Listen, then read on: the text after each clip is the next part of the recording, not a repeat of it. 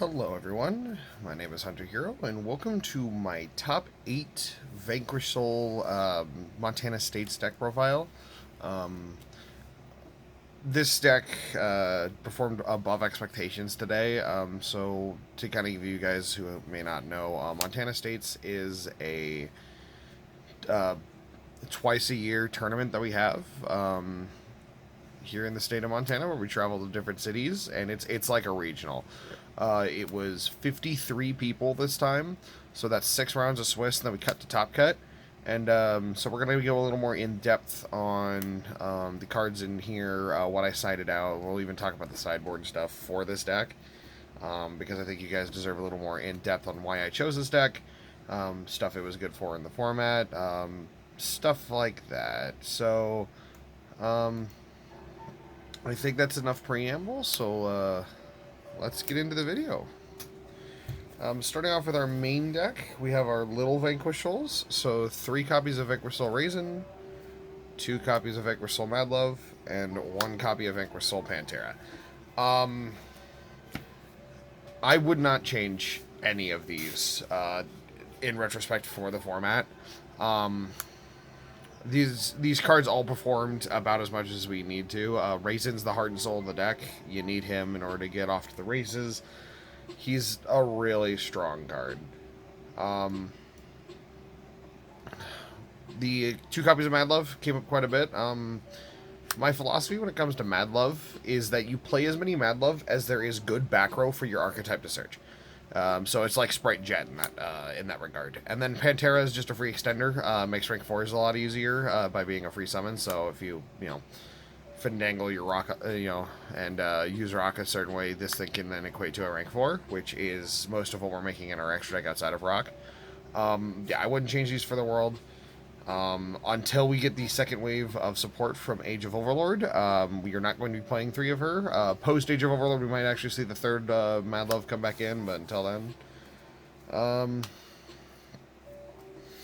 As for our big Vanquish Souls, we are on 3 copies of Vanquish Soul Heavy Borger, and 2 copies of Vanquish Soul Caesar Valius. So, something that comes out when these 2 cards are talked about in this archetype, these are used to dodge most of the good cards in the format, thus being like Escape from the Unchained, being one of the best cards in the room. You can force extra uses of like Big Noir on these by these guys trying to tag out what the Noir's trying to out. As for what they do,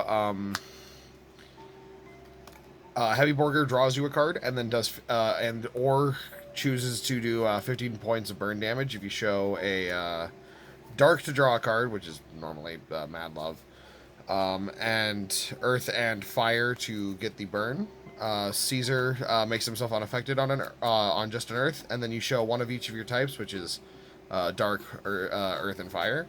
Any non-targeting pops a card. You're mostly just using these for their tagouts, and Borger was the star of the show today, being that massive amount of burn damage, the drawing to help increase consistency.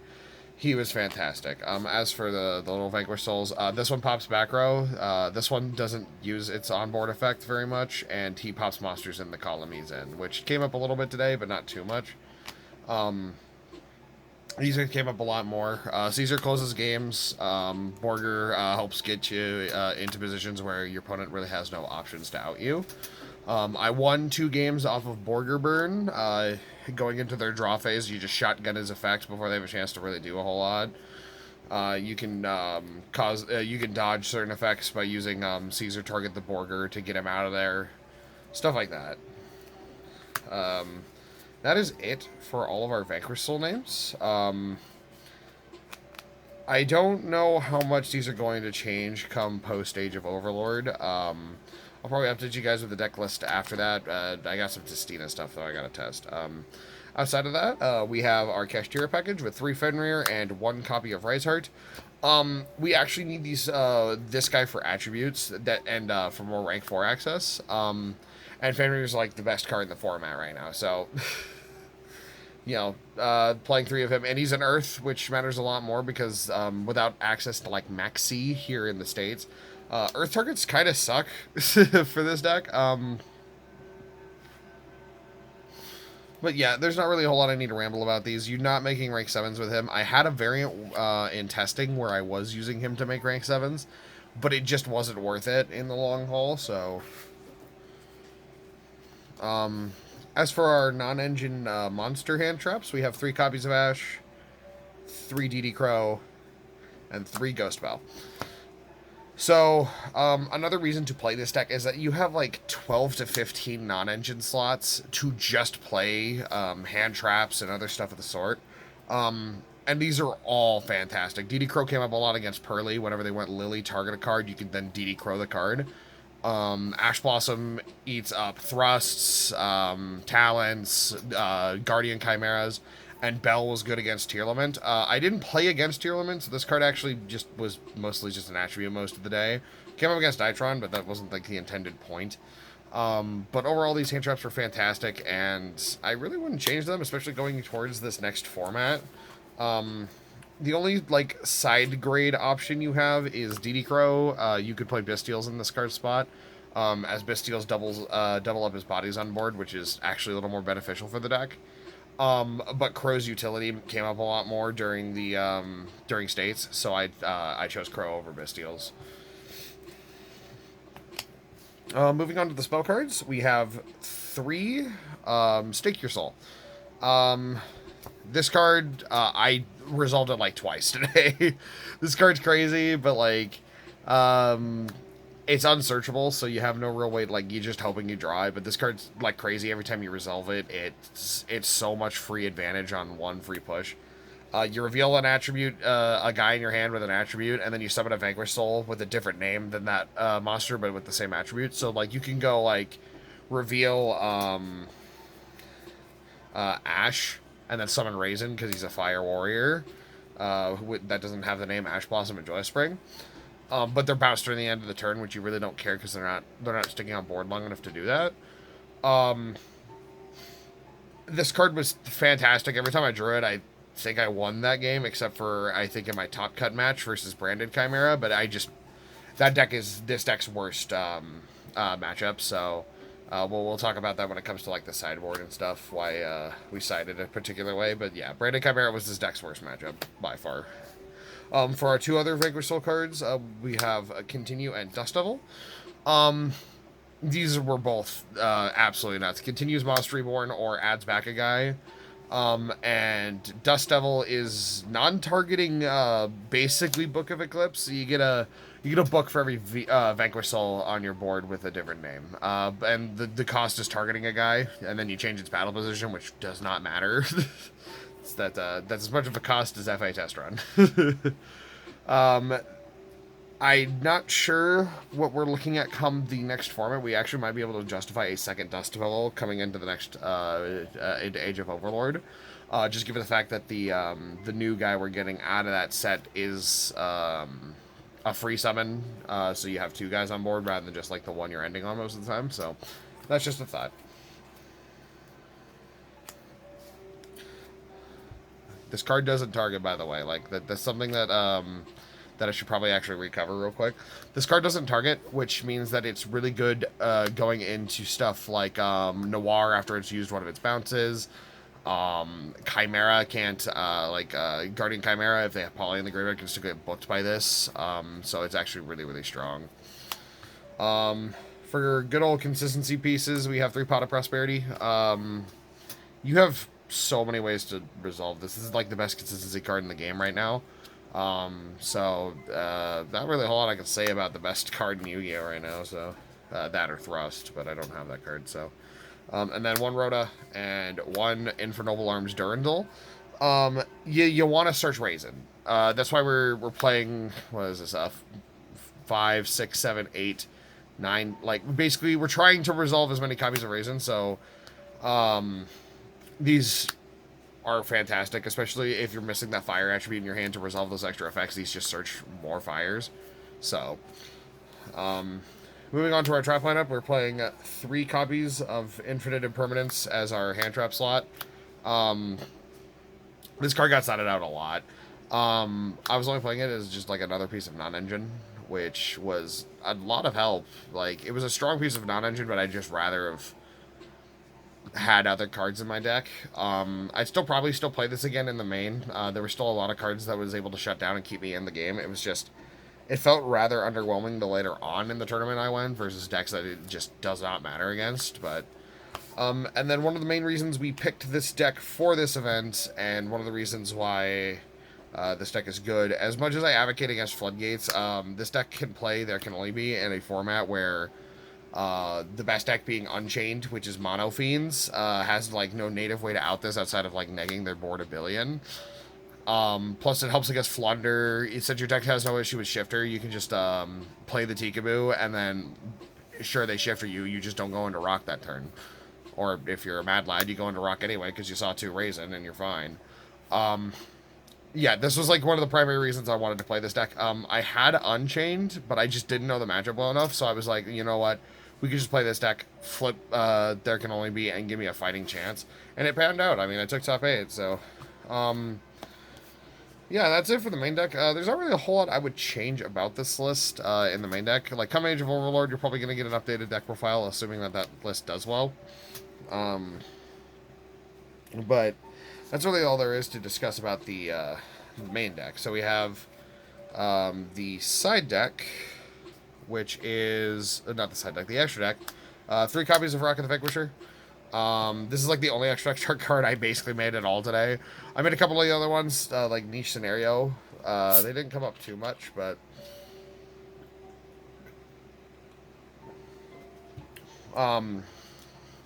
yeah, we're going in the order of stuff that I made, and then, like, explaining the rest of the slots in the extra. Some of the slots in the extra are just explained by side cards, but Rock of the Vanquisher is either special summon from the hand or an add back from grave, and can't be used as link material. So the benefit this card provides you is that if your opponent goes, if they're playing Unchained, they can make their link too, and then they can't link with this, which means that you always have a guy on board, and then this thing forces them to attack the monster with the highest attack. So what you could do is you can go like Rock, summon Raisin, and then they go effect, target the Raisin, then you can tag out the guy, and the Rock forces them to have to swing into the bigger guy, so they always like lose trade, they trade down, which is really good. One of the biggest problems, this deck loses really hard to Super Poly because this thing's a dark, and Borger's like one of your best cards, and he's also a dark, so be warned if you do decide to pick this up. If you see a lot of branded Chimera in your like local area, do not, like, be very careful about ending on this because Super Poly is a card. As for rank 4s we made, Baguska Dweller. Again, Floodgates together strong.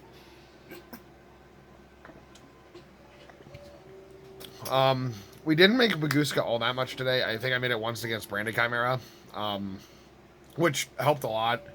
I should have done that in my top 8 match. I didn't see the line to get there, so that was me making a misplay. And then we have the Dweller, which actually did come up a lot. This came up a lot against like Branded Chimera constantly. Came up against a Dark World player, so that was really, really good. So I wouldn't change these. Now, this is a like a deck choice that I made because I don't own the like probable preferred alternative, and that is because I'm playing Spriggan's Merrymaker and Gigantic Champion Sargus. This is my way to Zeus. 2 monsters make Merrymaker, then you slap Sargus on it. You're normally supposed to play a copy of Regulus to have the Sargus search for an Omni Negate, and then you make Zeus.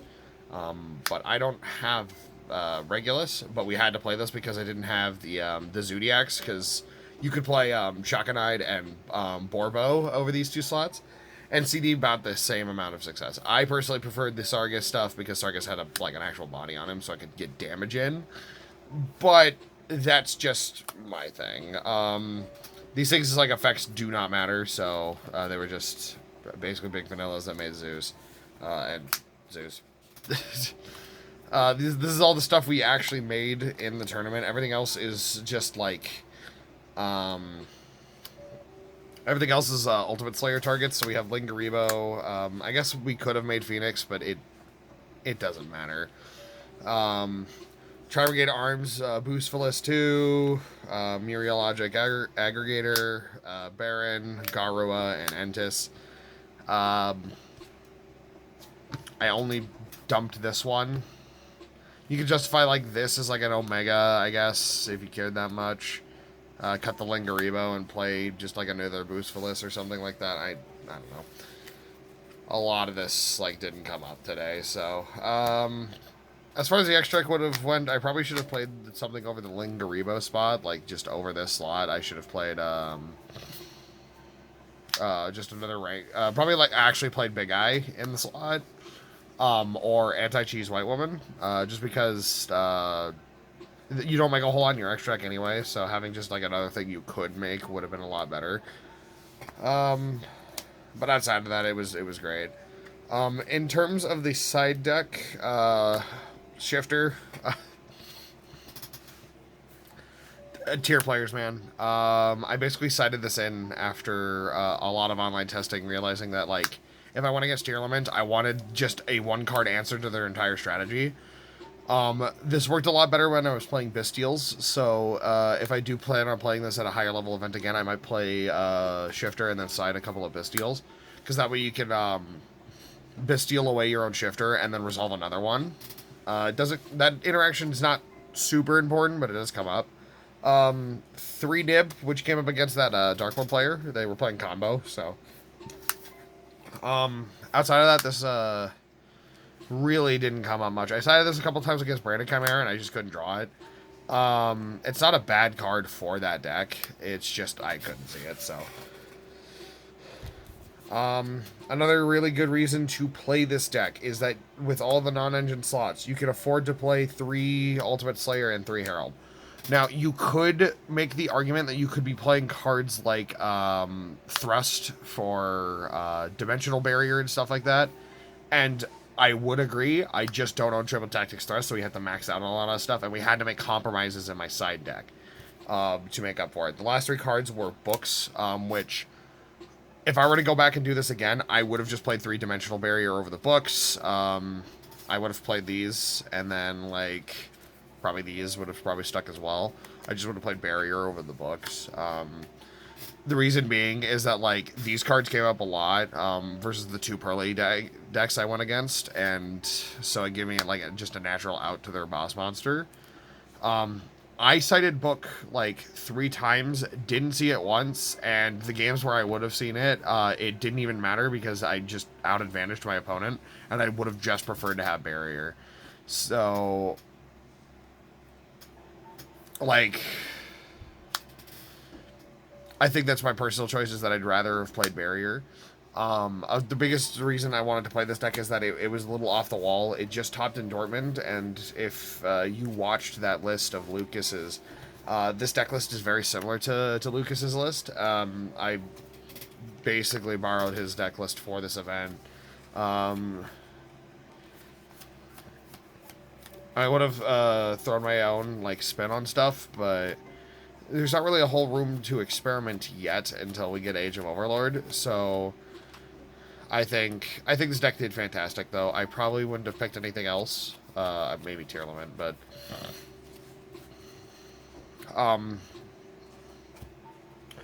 yeah, my matchups were all like really strong opponents, so like every fight felt like a, you know, like an actual like game rather than flip floodgate. Like I had a couple of games where it was just the floodgate washed my opponent, but that didn't come up too much. It was mostly skill intensive, like back and forth, them having to check where my raisins were zoned, stuff like that.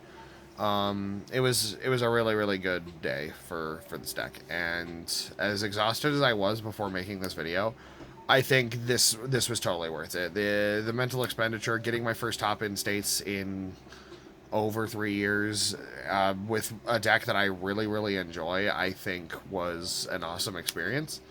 And if you have any questions or comments about this deck, or like my thoughts about like the deck during the event and stuff like that, feel free to ask away in the comments. I've rambled quite a bit. This is, I think, a little bit longer than my usual YouTube video. And yeah, that's about it for this deck profile, guys. Thank you guys so much for watching. And as I mentioned, if you have questions, comments about the deck list, please let me know. If not, if there's stuff that you want to see, I mentioned to Stina a couple of times before. I'm still have a lot of backlog going on. My motivation's been dying recently. It was just that I did so well today that I felt the spark again. So, my apologies for not posting in a while. But yeah, I guess that's everything. So have a wonderful night.